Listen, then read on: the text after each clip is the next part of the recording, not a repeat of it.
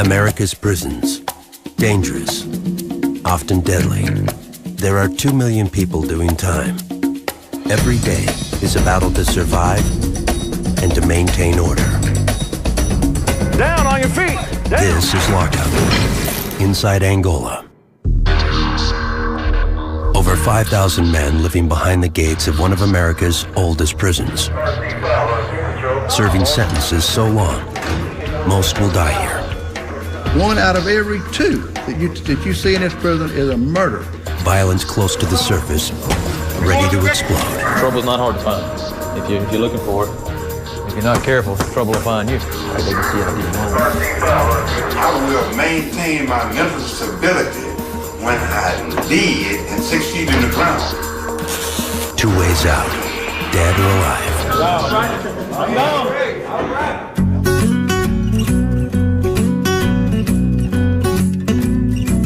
90 miles from New Orleans, up the Mississippi River, lies Louisiana State Penitentiary. Commonly referred to as Angola, at 18,000 acres, it is the largest prison in America. Started as a slave plantation in the 1700s, converted to a prison plantation at the end of the Civil War, and taken over by the state in 1901, this storied land has seen more than its share of pain.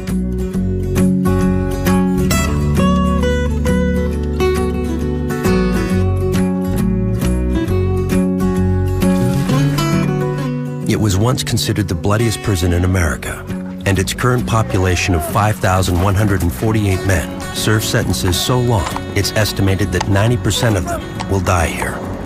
Yet things have changed drastically over the past decade, and much credit goes to Warden Burl Cain. Corrections is our name.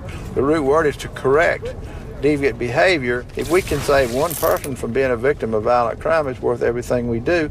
And that's really what our mission is. It's not to torment and torture, but it's to correct bad behavior and do that any way you can. And the root way to do that is morality. Moral people obviously don't rape, pilfer, and steal. Right here in the midst of Angola, I have seen change, and it's because they see the favor of God on your life. Warden Cain's approach to morality works on 2 levels. One, spiritual and religious. The other, engaging employment opportunities. Church is optional. Work is not. Well, I've been editing for really about a month now. And I've been with LSP Productions for about 9 months. Perhaps the most unusual example of innovation at Angola is the TV station. The only big house production company in the United States. 1, 2, 3, 4. 1, 2, 3, 4. Before we do a shoot, we have to kind of step back and kind of ask, well, if some outside company was doing it, what would they ask? I mean, you choose your behavior, you choose your consequence. I chose Angola by the lifestyle that I was living. I'm not gonna just lay down and just roll over. I mean, I want my life to mean something, and it can, even though that I'm in prison. Every member of the TV station, but one, is serving a life sentence. Well, I really enjoy it. You know, it's a challenge. Of course, I like learning new things, and I hope to make a career out of it if I should ever get out of prison. LSP TV broadcasts on a closed-circuit system, 24 hours a day, 7 days a week. There are religious shows, educational programming, and the most popular of all, sports. All right, they're mixing it up early. What we do is a TV station, there's a show called Ringside. And once a month, we go to another prison here in Louisiana, go to some DOC. And the boxing team here will fight the boxing team there. Sports keep people's minds off the tedium of time, and few sports are more popular than boxing. For those who make the team, it's a paid job, albeit the salary range is only 4 to 20 cents an hour. Well, I mean, doing what you love, I'm a boxer, you know what I'm saying? That's what I love. That's what I'm gonna do to the day I die. And to be able to do what you want is a sort of freedom. If boxing spices up Angola's weekly TV schedule, Here we are. it is the rodeo that provides the year's greatest highlights. The event takes place on prison grounds every Sunday in October and twice in April. The stadium holds 10,000. All free people coming to see the spectacle. No, actually, no. I've never rolled a hard dog bull in my life. I come up here, and it seemed like it just all took place. Inmates in good standing can participate. No skill required. You nervous? You excited? A little nervous.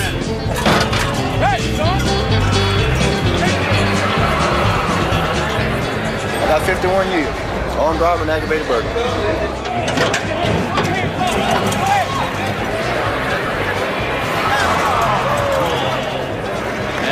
Bad luck. Does it hurt? Just a little bit.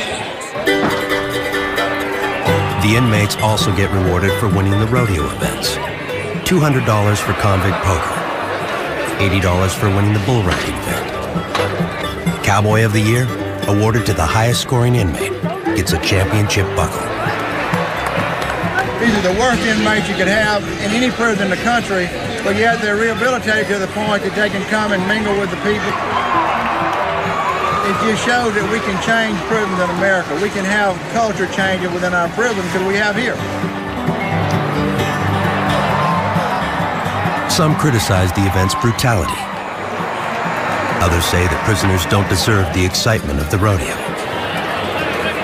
These inmates who participate can be king for a day. And that's something they really never get in prison. And some people would say, well, who cares? Well, I say, well, what's one day? Great day for a rodeo. We will get set for the event that is indeed unique to Angola. It's about challenging the bull. So who got the biggest, kahunas? The biggest prize is for guts and glory. The goal? Pull a chit off a bad bull's head. It's a brutal event, and many a man has sacrificed his own blood and bones to take home the $500 prize, worth more than a year's wages.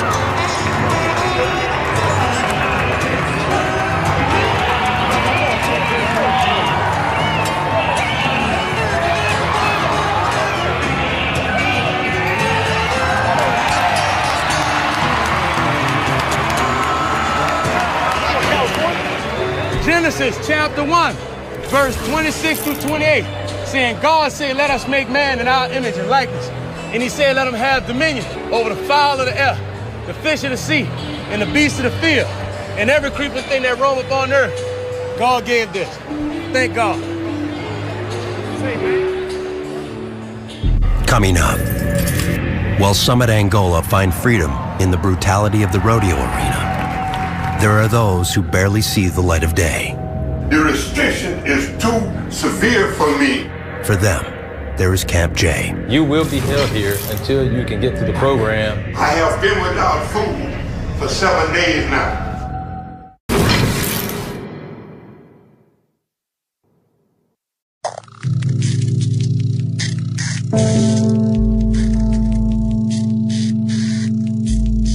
Angola's soil is some of the richest in the United States. And with field work and livestock to attend, horses to be broken, and vegetables to be grown, there is no such thing as an unemployed prisoner.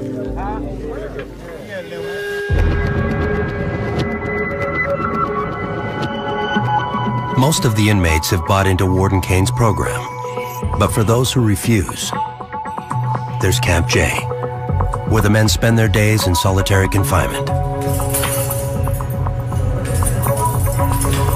We want them to hate being at Camp J, so they'll alter their behavior, and once they get back out in the population, they won't commit another rule infraction. The ones that come here for serious rule infractions. It may be an aggravated fight, which is a fight with a weapon. It may be for an assault on staff. It may be for attempting to traffic drugs inside the prison. Inmates on level 1 only get out 1 hour, 2 days a week. If you make it to level 3, you get out 3 days a week. I got busted on this charge on aggravated rape, second-degree kidnapping. I'm not saying that I'm no saint, but I'm saying that everybody is wrong. Everybody did wrong. Everybody in this world done stole, done lied, done killed, done did everything. Ain't no crime is greater than no other crime on this earth. You got certain inmates supposed to be here. And you got certain free folks supposed to be here. supposed to be locked up in here, not be working here in here. Trouble's not hard to find. If you're looking for it, then if you're not careful, trouble will find you. Billy McCoy. Yes, sir. How you feeling? Normal, I guess. About normal? Yes, sir. You're looking thin, man. You're not ready to eat? No, sir. I'm not going to eat anything until I get some results. Most try to pass through the program as quickly as possible. But then there are some men, like Billy McCoy, who's been in and out of Camp J for over a decade. You get yourself back on track like you were just a week ago. Yes, sir. Where you were doing well. Yes, sir. All right. Yes, I will do everything I can to see if we can get you to CCR, but you got to get yourself advanced in the program first. Okay, watch this now. I have always been on track. I will maintain my mental stability when I did and 6 feet in the ground. I will not lose my mental stability. This morning, since you mentioned that, this morning one of your officers, Captain Dufo, dashed a bucket of ice water in your me because I won't eat. Billy. Trying to force me into eating. Billy, the officer would not put a tray of food. You and I both know that's not true. The officer would not put a tray of food on the tray. The restriction is too severe for me, being 63 years old. You will be held here until you can get through the program. I will die without any food. Conduct yourself according to the program. I'm conducting myself. I will die first. I have been without food for 7 days now. Billy McCoy claimed he's been on hunger strike for 7 days. We've documented he's been on hunger strike for almost 3 days. He'll eat soon. He's done this before. He never stays on very long. He'll eat and then a meal, and he can probably go on hunger strike again right after that meal. For those who refuse to cooperate, even the most meager amenities that Camp J offers are eliminated. There's different sanctions we can place on an inmate when they get a write-up at Camp J. One of the sanctions is called a food loaf. Food loaf will be issued to an inmate who has been caught holding food in his cell, holding utensils or cups, that kind of thing in his cell.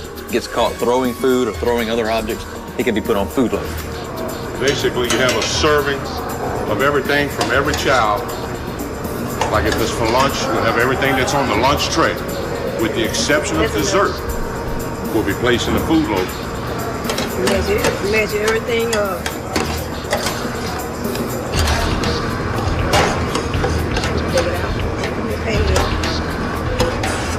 Is this the result right here? Queen of 21. 54. For men serving solitary time, keeping their sanity is the hardest challenge. Each man has his own way to stay strong. I spared the queen last time. I'm gonna take him this time. It expands your thoughts, you know, your thinking ability. You develop a lot of skills from playing chess. It's a thinking man game, you know. Make you the best move you can make, because I'm finna destroy you, man. The hardest part of being in a cell 24 hours a day, I think, is just really maintaining your sanity and not letting the pressures get to you. You know, you got a lot of pressure being in a cell. Not being able to have the proper spacing and just, you know, not being able to get out a lot. That's difficult, you know, and it's hard to maintain sanity like that. Outside that, you know, we just here, you know, like standing on our head in one spot, you know, stalemate, like a chess game. It's your move. Yeah, man. The two of those guys, I think they probably will be out of Camp J soon. Both of them have done well while they've been here. It's all about attitude. We can't help somebody if they don't want to help themselves. But I'm more than willing to help any of them who are willing to make that effort on their own behalf. Coming up, 2 ways out of Angola. One is hard-earned freedom lurking just beyond the front gate. The other path is death. 2,000 pounds gorilla on my back. Then it takes about 1.5 minutes to breathe the 2 breaths usually, and then they'll stop breathing.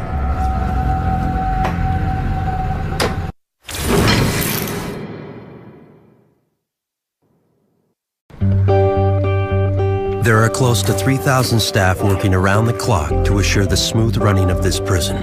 Many of them call Angola home, raising their children on the Beeline, the only town in America built behind prison walls. The citizens call it the safest town in America.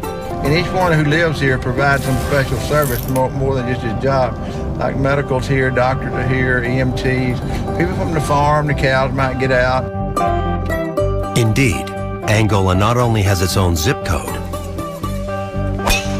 it also has its own golf course. If the beeline is the safest part of Angola, death row is the most ominous. Executions have been temporarily halted, awaiting a ruling by the Supreme Court. In the meantime, the cells have been filling up. How you doing? I'm blessed. Good to see you today. This is my buddy. This is Emmanuel Ortiz. Yeah. You doing good in here? Yes. Are you getting used to this cell block and it being? Well, the cells are larger, you know, than the ones we used to have back over there. Yeah. And, so you liking it better? It's better, much better. It is better? Yes. Everybody likes it better. Manuel Ortiz, convicted of murdering his wife and her friend, has been on the row since 1996. If you don't exercise your mind or your body, you know, it starts to deteriorate. We try to use push-ups, you know, squash, things of that nature. Because imagine 14 years in a cage, you know. It takes a toll on the body and on the mind, you know. All right, good. There's my Frenchman. You still seeing that French woman? She's still riding you? She broke out. Men have spent up to 2 decades here, and while some pursue their cases until the last breath, others would just as soon give up. There are a lot of guys here, you know, I can't mention no names, you know, but they also would like to get it over. You wake up with this, I call it a gorilla, you know, 2,000 pounds gorilla on my back every morning. They carry a death penalty, you know. It's something that you can, it's reality, you know. Until recently, contact visits, a chance for family members to touch death row inmates, have been prohibited. Let me tell you, these guys have mamas and sisters and children and grandmas and all that. I don't think they ought to only get to touch you when you're dead, after you're executed. And so I'm pretty passionate about letting them have that contact visit if I know security is going to prevail. But you're not doing it as much for them as you're doing it for their family. And a lot of people misunderstand that and think, oh, he shouldn't have a contact visit. Well, his mother didn't commit the murder, you know? And you have to think about all sides of it when you're making decisions. Contact visits or not, their time at Angola ends at the death house. The method, lethal injection. At this point, we get him strapped down and get the shoulder strapped and all, then I'm going to close the curtain, and then out comes the EMTs, and they're going to start the IVs. We have from 6 to 9 to do it. There's the 2 phones, and they go to the Department of Corrections, into the governor's mansion, but they never ring.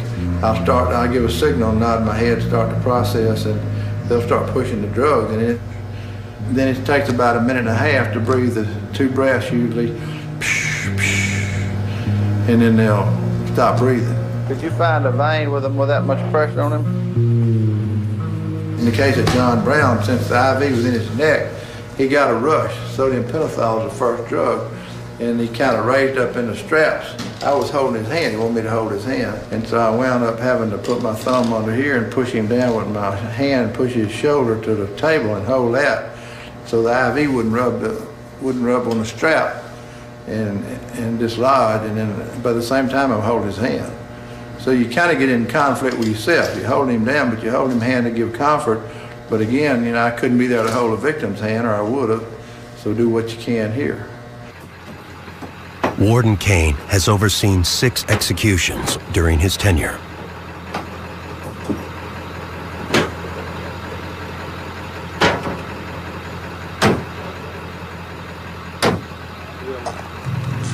Death by lethal injection might have been temporarily stalled, but death by incarceration never falters. The population is aging, with hundreds of men 60 years and older. Even they dream of freedom. I got hopes. I just got denied a hearing. This was a hearing from the Thornburg. I wrote them 2 weeks later, he sent back, said, at this time, we can't put you on the board because of the nature of your crime. It's never gonna change. You see, never. So here I am with hope and faith. If not, then I'll die here.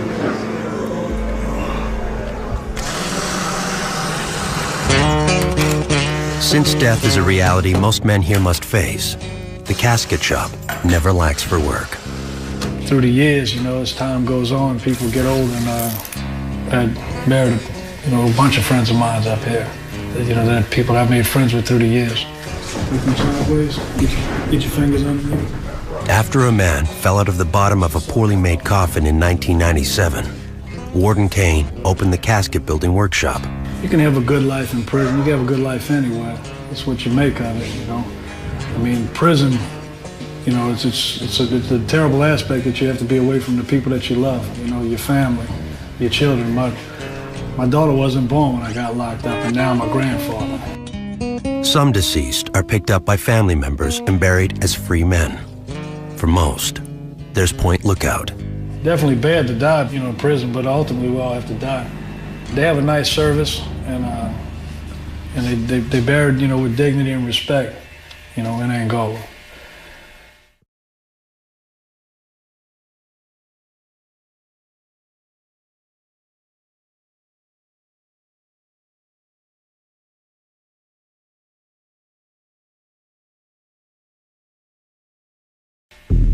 Coming up, the battle to keep the prison clean requires a shakedown team. There's probably not a spot in this cell that something hadn't been found in. Sometimes they win, sometimes they don't. It's really amazing just where all they can hide stuff.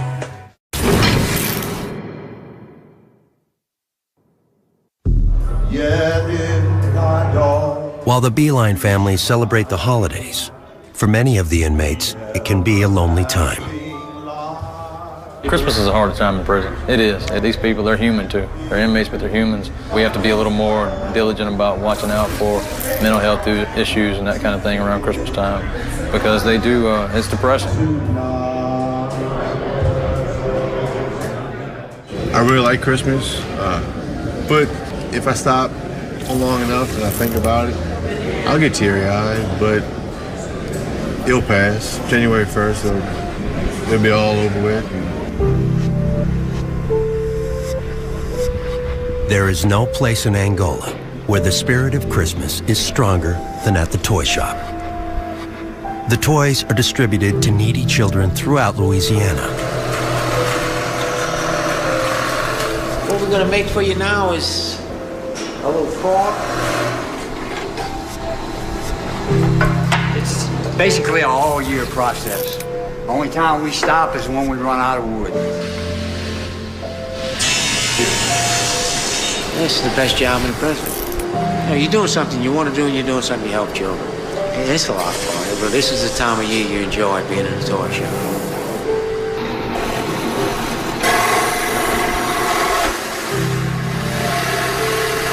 When I was small, very seldom did I have any toys. Although I'm in prison, I'm still a human being, and I love Christmas and I love children. It makes us all feel good. Now, when you mount these on here, that's your axles for your you can see how the car could ride, okay? Now you got a little car. While hard work and faith in God help keep the prison running smoothly, order cannot be maintained without a shakedown crew in daily pursuit of inmates not wanting to play by the rules. We shake down every day, kind of random as far as where we shake down. You got 18,000 acres to cover. They're in these cells 24 hours a day, 7 days a week.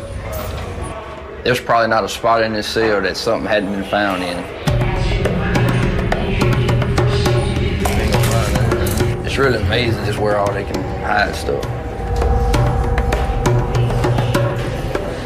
All right, you can go back in there.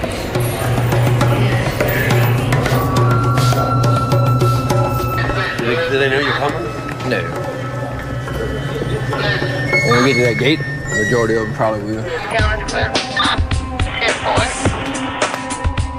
Finding contraband such as food or non-prison approved merchandise can lead to write-ups. The less severe have few consequences. The more severe get you back to Camp J. Random searches are the norm. The odd tip or simply good police work, the most effective. Tips are good. We get tips, a lot of tips. The majority of the time we find stuff I love. You just kind of come across it, right time, right place. Once upon a time, weapons were required for an inmate to survive. Today, drugs are the most common contraband found. We found a syringe. We use that to shoot up with. Can't pin it on nobody, you know what I mean? So you just confiscate it and write unusual on it. Let the wardens know about it. The only thing I ask you is when I'm talking to you, be straight up with me, all right? Don't make me find out different when I leave here. Hey, man, we got we had our party yesterday. Okay. Did you have this at your party? That's where some of that stuff came from. Man, don't lie to me. See that right there? That makes me very angry. Yes, I have more. Makes needles. Where are they at? In that wallet. Okay. I could have just stuck myself with that. I was very, very close to it, and I don't know what you do with this. No, it's a so don't do that, okay? I'll do it right here. I'll keep them right here. Okay, don't keep them there. You need to put them somewhere. If somebody comes to shake your stuff down, you need to make sure you tell them that you have needles in this box, okay? That's the only ones I have right there. Although needles are not allowed in personal lockers, they rarely result in a write-up. What's this for? You don't do tattoos, do you? None? I can't draw at all. So if I finish looking down the rest of this stuff, I'm not going to find parts to make a tattoo gun? You won't find any parts of anything there. Why do you keep your antenna in your wallet? It's a place to keep it, so I know where it's at. It's right on time. I'm going to check on a few things, and I'm going to get back with you. So I didn't lie to you about anything you asked me about. I just want to make sure you tell me the truth, that's all. All right. All right. We'll check on some things. You can't hear that. That's how they do us in here. You see how they handle my stuff? Just throw it around and stuff. No, trying to tell me I did something wrong. I'm just living in my little box, you know what I'm saying? I don't have anything here I'm not supposed to have. All this is official. How do you feel now after they go through all that? I'm violated, man. I'm going checking on my tattoos and stuff, asking me where I'm from. Like, that makes a difference. I don't have anything in this box that violate the codes here. She's trying on telling me about tattoos and stuff. Man, this is free world work. You know what I'm saying? I got this in California. I got this in New Orleans. Been around. This ain't, you know what I'm saying? And people playing games because we live in out of boxes. I'm official with my stuff. There's nothing in here to violate. I'm used to free world steak and shrimp. They got me eating out of a bag in a box, you know? While no contraband turned up in Donald Logan's shakedown, a pipe made from a pen is found in another dorm. It was found in an inmate's box, and you can smell it. Apparently they've been using it to smoke marijuana. So I'm gonna take it to investigators and get them to crack it open and see if they can get some of the residue out of it and test it. A full-time criminal investigation team has been set up at Angola with drug testing capabilities. Since we don't have the red in color, but it could have been positive for marijuana, but we may not have enough substance. So we'll call this test an inconclusive test. So just because it didn't test positive doesn't necessarily mean it wasn't being used for narcotics. It just means once it's smoked and it's burnt, it's harder to test than something that hadn't already been burnt. But he'll still be charged with contraband for the ink pen because he used it for other source than what it's supposed to be used for. Today's second catch appears much more promising. I got the bed lunch. That's marijuana. The investigation unit is led by retired police officer Colonel Ken Norris. We're like an internal affairs unit within this prison. We investigate everything involving the correctional officers as well as the inmates. That's everything from, stealing bacon to murder. While a certain percentage of contraband is brought in by prison staff, most comes from prisoner relationships.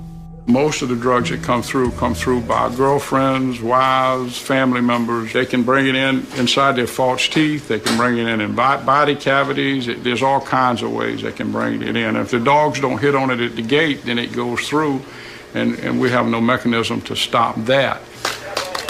If it's positive, it'll be the same color or close to the same color as what you see there on that little package. It'll be a red. As soon as she breaks a second ampule. See there? So this is some good stuff. If they'd not found this, he'd have had a very Merry Christmas and an absolutely Happy New Year. Coming up, 6,000 inmates trapped in Orleans Parish Prison after Katrina hits. There were people breaking windows, starting fires. Most of us were afraid that we were going to die there. Warden Kane leads a rescue team while under attack. That's one of the things they threw off that bridge at us. That's a spear.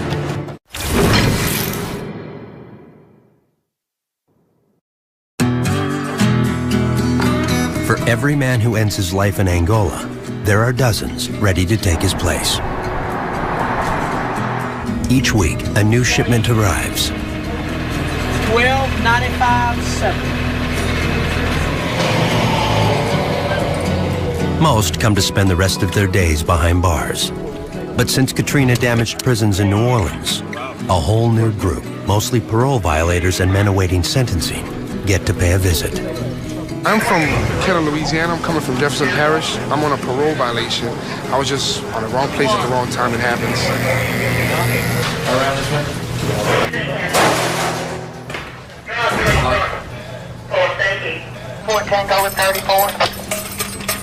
In the days following Katrina, 6,000 inmates were trapped in Orleans Parish Prison. Wilford Martin was one of them. When the levees broke is when we noticed that whole businesses outside of the very prison were underwater. No sergeants were around, no guards. We don't know where they were at. We were just stuck on the 4th floor. And that's when we all realized we're stuck here, and this is it seems like it's life or death. 5 days after the levees broke, they were finally rescued by Warden Kane and his tactical team. We came in this way the first night to get the first 950 prisoners, but the water was coming up. We barely got through. All this was water. And we came right down here to this underpass, and right here was a man laying dead. We put the scaffold right here, and it went down from this side. You can see the rope still there. And we would lower, the inmates would climb down that scaffold, and we lined them up in this road, about 6,000. Probably the largest mass movement, obviously, of inmates in the country. We would put the boats in the water right down here under this overpass and run them all the way around here. Meanwhile, the folks on top, at first they threw stuff at us. That's one of the things they threw off that bridge at us. It's still right here. Remember that? That's a spear. Transported by boat and then bus, close to 2,000 parish prisoners ended up at Angola. Some, perhaps simply victims of bad luck. My name is Paul Kunkel from Toledo, Ohio. We were on a long vacation, about 35 days traveling across country all the way down to Cabo San Lucas, Mexico, where I have a timeshare. We came back through Arizona and Texas, where I was looking for property. We went to New Orleans, to Bourbon Street. I fell down and my friend picked me up, and we were picked up by the New Orleans police and accused of being drunk in public. I've been here 21 days. First few days we were in the New Orleans County Jail. We were left without food or water for 3 days. Near riots broke out. There were people breaking windows, starting fires. Most of us were afraid that we were going to die there. It was so horrible. Water was up to our shoulders by the time they got us out of there. They put us in small boats, took us to this bridge area. I saw my friend for about 2 minutes. First thing he said to me, he goes, "This is a goddamn nightmare." Well, a nightmare for some. For others, including the first women inmates to sleep at Angola in 44 years, a blessing. I was so weak, I couldn't barely walk when they got ready to put me in the boat to come out of there. We had about that much water to drink within 3 days and one sandwich. The warden came and got us and put us all in a little fishing boat and took us up under the bridge and said as soon as we got there, they fed us, gave us water. What's the lesson you learned from all this? Oh, stay the hell out of jail. Sadly, in the years since Katrina, crime has skyrocketed in New Orleans, and the prisons are fuller than ever. Can't go back to that same crowd you hang with when you come out of 5 years of prison, because you're going to go back to do the same thing. And that's where I ended up, just going back, hanging out with that crowd, thinking everything was cool, trying to make up for these lost years, when actually I should have just been moving forward with my life and focusing more on me being a father to my little girl. It's a transition. I got my verdict now, I'm on a mission. I hear my mom's praying, wishing that I should have listened, but I wouldn't listen. Ain't got a pot to pissin', locked in this block, here to rot in another prison. When he comes, I shall be like him. Come on, come on. Moral rehabilitation is the only true rehabilitation. We teach them the skills and trades, read, write, and all that, but we just made a smarter criminal unless we have a moral component with it. Accused by some of turning the prison into a Christian revival camp, Warden Kane has a simple response. One guy brought up about the separation of church and state. And I said to him, don't let your inflexibility make you ineffective. We don't care what religion you are. We just need this church because this is an island of freedom, and we get them in here, and then we can start working on them to be more moral, moral person. And then our recidivism rates go down. That equals less victims of violent crime, which is what we're after. If we save one, it's worth it all. One is worth it. And so no one in his right mind would object to trying to have morality in a prison. This is an idiot. Coming up on Lock Up Angola. Hey man, Rick, how long you been here? I've been here 24 years. Time at Angola runs out for two men. I will maintain my mental stability. One walks, the other stays forever.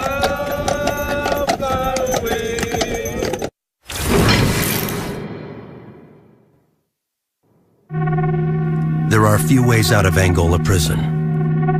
Rarely is one granted parole or probation. The prison is simply too big to escape. Most just get old and die. 1 month after we first filmed at Camp J, Billy McCoy, age 63, had a heart attack. I have always been on track. I will maintain my mental stability when I'm dead and 6 feet in the ground. 1 day later, he died. No one came to claim his body. Though no family could be contacted, Billy McCoy would be buried at Point Lookout in the prison cemetery by volunteers of the Point Lookout Project, who soberly understand that in doing so, friends and volunteers may be doing the same to them one day. Is there anybody else that would like to just share something that knew Brother Billy McCoy at this time? Anybody else? Defiant until the end, Billy, better known by his nickname Understanding, left a strong impression on his fellow inmates. A lot of people didn't understand understanding because of his unique way of understanding things. But on a more serious note, I think the common denominator that we all have with Mr. Billy McCoy is Mr. McCoy died in prison, and that's the fate that a lot of us could, have to undergo if situations, circumstances don't change. I think we all want to leave a legacy, but if we have the opportunity to leave a legacy, starting right here today, we can change some of the things we're doing, how we think, I just want to encourage you brothers, to just stay focused, stay diligent, and look toward the future, so when it's all said and done, people can have something good to say about us when it's all said and done. Amen.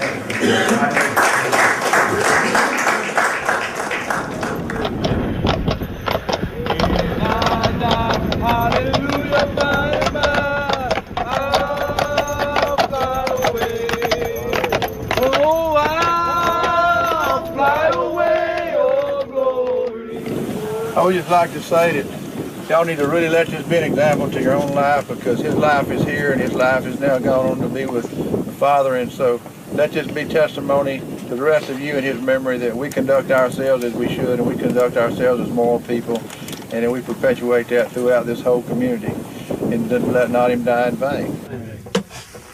Earth to earth, ashes to ashes, and dust to dust. No longer bound, no more chains holding me.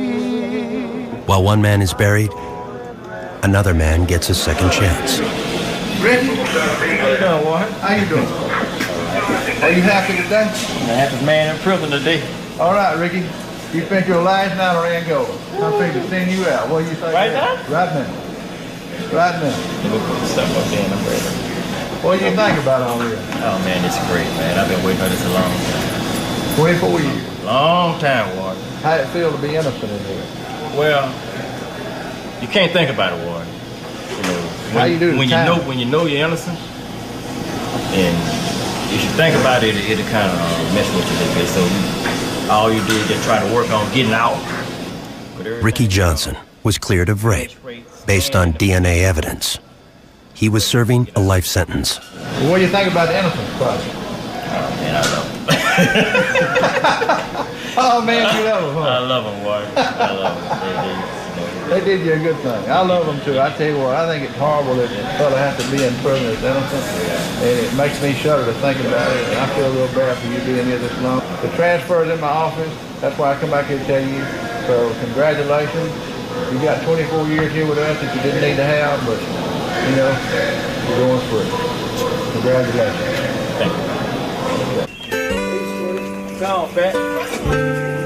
Before stepping into the free world, Ricky says goodbye to his brother, Frederick. He is serving a life sentence for murder. I got them pictures. I got them pictures. You know, I told you I was going, bro. Yeah, you told me. I had a dream, man. You went on, man. About 2 days ago, man. I had a dream about 2 days ago. You went on, man. What was the dream like? What was in the dream? Like, you know, I had a dream that it went on. A dream that somebody had told me, said, man, your brother gone, man. You ain't think I was gonna sneak out here on you, huh? Yeah. You thought I was gonna sneak out here? Huh? Damn, I thought you were gone, man. Man, you know I wasn't gonna leave him, but I said, you my little brother. I love you, man. Man, see you go, man. I'm glad to see you go, man. I might be going out of prison, but I ain't going out to life. I don't think I'm going out to life. Okay? Yeah. All right, take care of yourself, man. Okay. I'll take care, man. All right, then, man. All right, I'll take care. Take care, boy. We're gonna interrupt this service for one moment. This DJ down the road, the Spin Doctor, kicking it from the station that kicks behind the bricks, the only incarceration station in the nation. We got somebody here wanna just say hello to everybody, and actually he wanna say goodbye. Hey man, Rick, how long you been here? I've been here 24 years. I've been here ever since 1984. I've been locked up 27 years. Rick, you been saying that all the while that you was innocent, huh? Yeah, I said that from the first day. The first day they tried to get me to say I was guilty and give me 10 years, but I couldn't lie. I couldn't say I did something I didn't do. It was a nice stay here with y'all, which I didn't really want. Amen. But I got to depart. I'm going on out of here. I got cut loose today. DNA cut me loose. And I just want to say goodbye to the inmate population. Everybody down the wall, everybody at Camp F, Camp D, Camp C. Just want y'all to know, keep your head up. Don't lose hope. And one day it'll be you walking out this gate. Don't worry about it, I was gonna whip you in a way.